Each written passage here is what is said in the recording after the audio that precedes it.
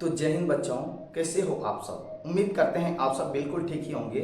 आज की इस वीडियो में हम सीखने वाले हैं गुणनखंड ज्ञात करना।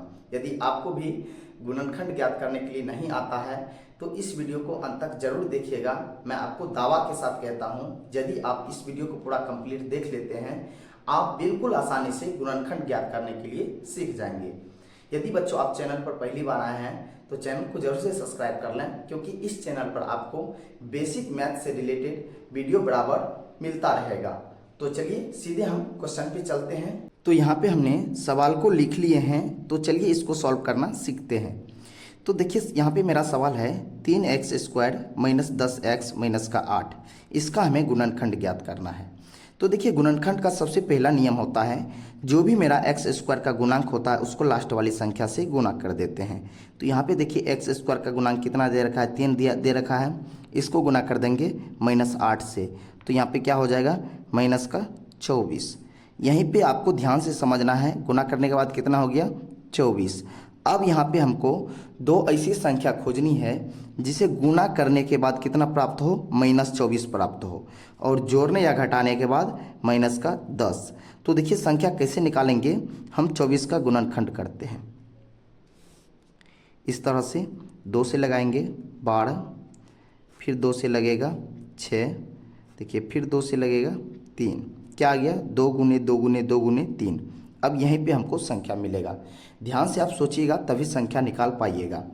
तो देखिए यहाँ पे अगर हम संख्या लेते हैं 2 दूना 4, 4 ले लेते हैं और 2 तिया 6 ले लेते हैं। हमको पुराना कितना है -24। अब इसमें क्या करेंगे, हम माइनस लगा देंगे, तो गुणा करेंगे तो क्या आ जाएगा -24 आ जाएगा। लेकिन एक चीज़ और हमको लाना है, क्या लाना है -10। अब देखिए यहाँ पे -4 प्लस का 6 कितना हो जाता है 2 हो जाता है, तो ये हम नहीं ले सकते हैं। तो देखिए फिर एक बार लेकर देखते हैं।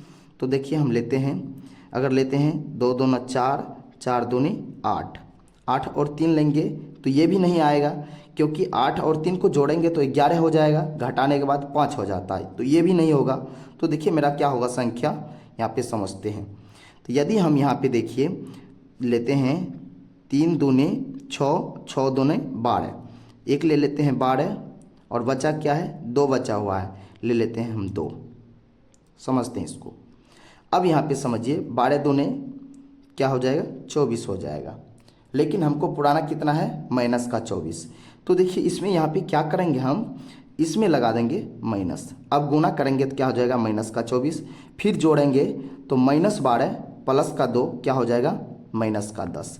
तो देखिए एक्यूरेट यही संख्या होगा मेरा, क्या होगा 12 और 2, मतलब -12 प्लस का 2 होगा, और दोनों में हम क्या करेंगे x लगा देंगे बिल्कुल आसानी से। देखिए यहाँ पे हम करते हैं, यहाँ करेंगे क्या लिखेंगे, इसको लिख लेना है 3x², उसके बाद क्या लेंगे -12 और इसमें लगा देंगे हम x इस तरह से, और आया कितना 2 आया है, तो लिखेंगे प्लस का 2, इसमें भी करेंगे x लगा देंगे, और माइनस का 8 है तो माइनस का 8 लिख देंगे इस तरह से।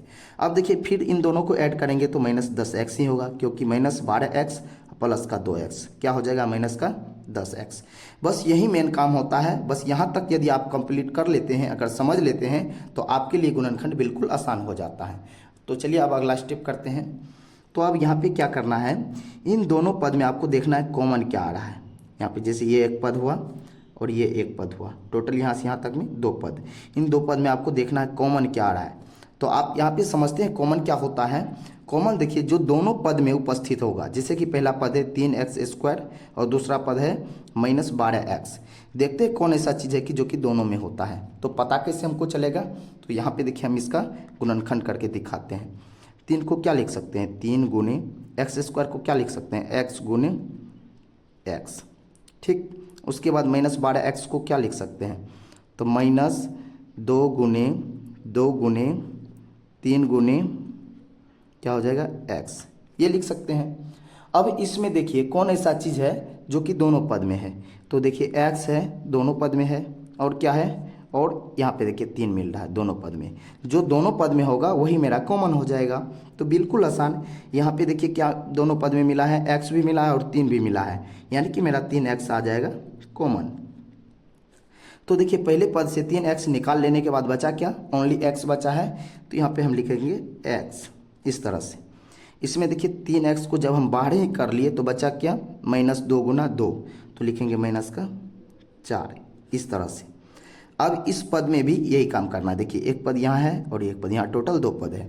इन दोनों पद में देखना है कॉमन क्या आ रहा है। तो कॉमन यहाँ पे देखिए स्पष्ट रूप से 2 कॉमन आ रहा है, 2 इसमें भी है 2 इसमें भी है, क्योंकि -8 को हम क्या लिख सकते हैं, तो -8 को लिख सकते हैं -2 गुने 2 गुने 2 ये लिख सकते हैं, और 2x को क्या लिख सकते हैं, 2 गुने x लिख सकते हैं इस तरह से। अब देखिए दोनों में क्या मिल रहा है, 2 आ रहा है दोनों में स्पष्ट रूप से, तो यहाँ पे हम 2 कॉमन ले लेंगे। देखिए 2 कॉमन लेने के बाद यहाँ बचा क्या, x बचा है तो x लिखेंगे। यहाँ 2 कॉमन लेने के बाद क्या बचा, -2 गुना 2 क्या आ जाएगा, -4 इस तरह से। अब यहाँ पे आपको ध्यान से समझना है कि देखिए दोनों कोष्ठक में समान अंक आया है, यहाँ भी आया है x-4 और यहाँ भी आया है x-4।